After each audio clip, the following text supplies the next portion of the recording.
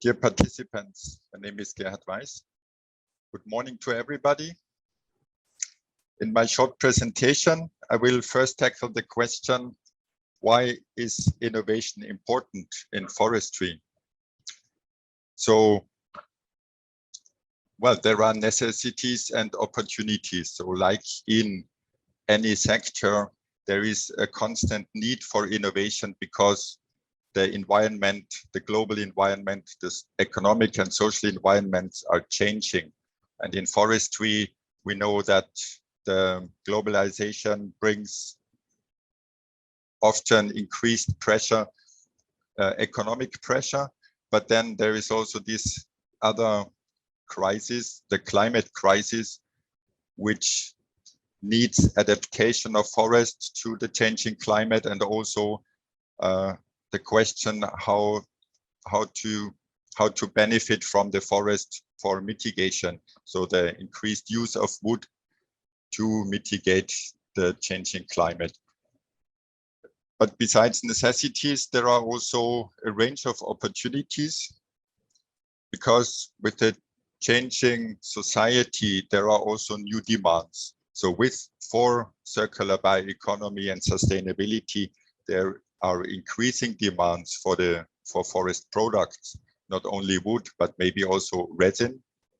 Well, and besides of that, we also have increasing demands for multiple values, such as spiritual or recreational values of forest, and those not necessarily need to be a burden, but they can also offer opportunities for new marketing possibilities.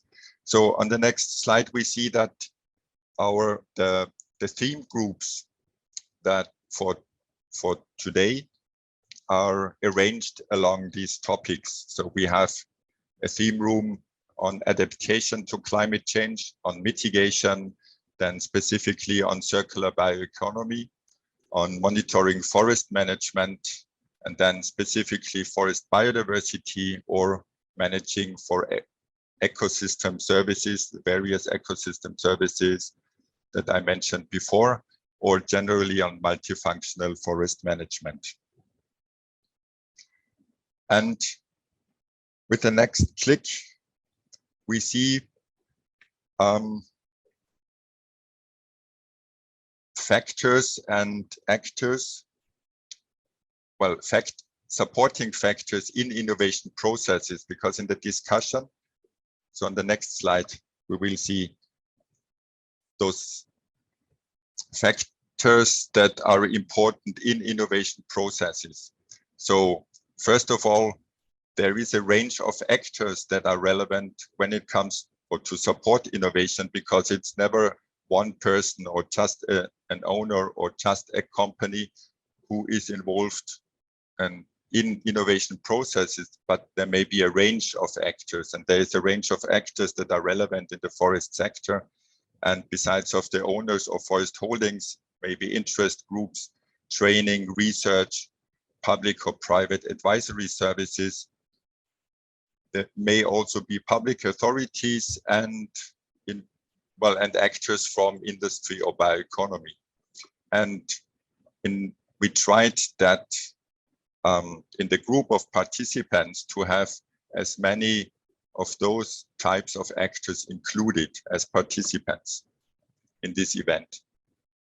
And the questions today should focus on factors for innovation processes. So factors such as where inspirations for innovation come from, what's the motivation for innovations, where information comes from, how is it financed, or the collaboration between those actors that were mentioned, and they are often importantly cross-sectoral.